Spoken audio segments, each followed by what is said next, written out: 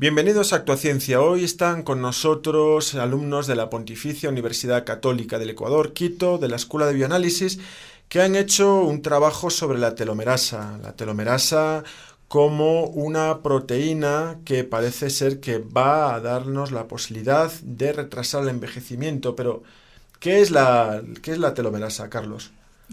Buenas tardes. Primero, para determinar qué es la telomerasa, tenemos que saber qué son los telómeros. Los telómeros son las partes finales de los cromosomas. Los cromosomas son los que tienen el código genético en el núcleo de cada célula. En cada división celular, los telómeros se van acortando, o sea, se van quitando. Y esto recurre a que la célula envejezca y a la final muera. Uh-huh. Y lo que hace la telomerasa es una proteína que renueva en cada división el efecto de la pérdida del telómero. Entonces la telomerasa le vuelve a reconstruir porque cada célula tiene cierto tipo de telómeros para que se pueda seguir dividiendo. O sea, cierto número, ¿no? Exacto. O sea, que por ejemplo, si tienen 50 telómeros, esa célula no se puede dividir más de 50 veces. No, entonces... Pero con la telomerasa sí te permite, ¿no? Correcto. Entonces la acción de la telomerasa es que en vez de que esos 50 se replique o se divida 50 veces, se pueda dividir un poquito más.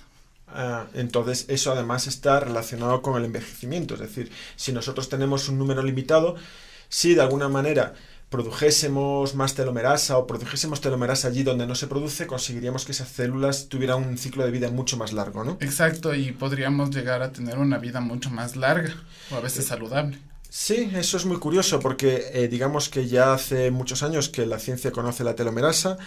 Nosotros sabemos ya expresarlo en las células, con lo cual, o sea, esto puede parecer un poco de ciencia ficción, pero alargar la vida ya no es una utopía, ¿verdad, Cristina? Exacto, buenas tardes.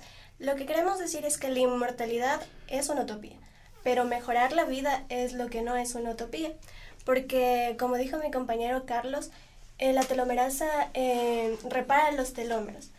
Podríamos utilizar una analogía como sería un cordón y una goma.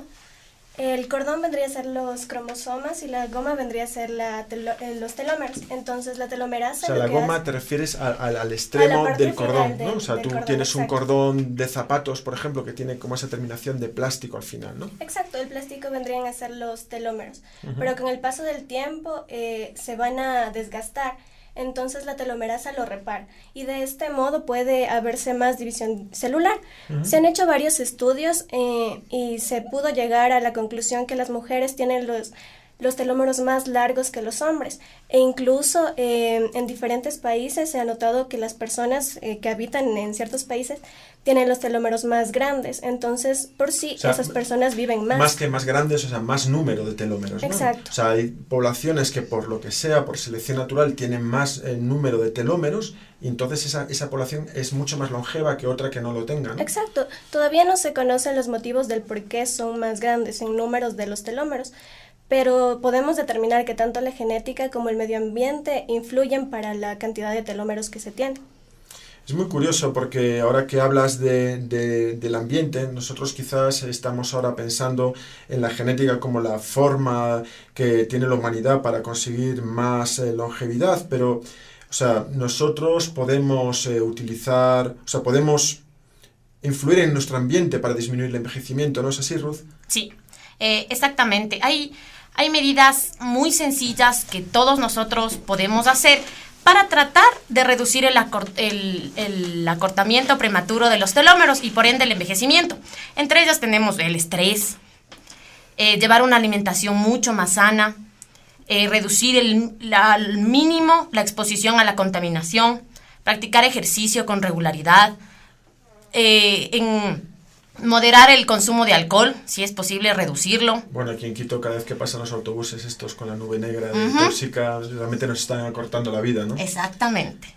Y lo del estrés, eso ahora lo relaciono con algo que he leído, que por lo visto los hombres que tienen mayor longevidad son los curas y los jardineros, quizás porque tienen una tasa de estrés. Por su nivel de estrés, claro. exactamente.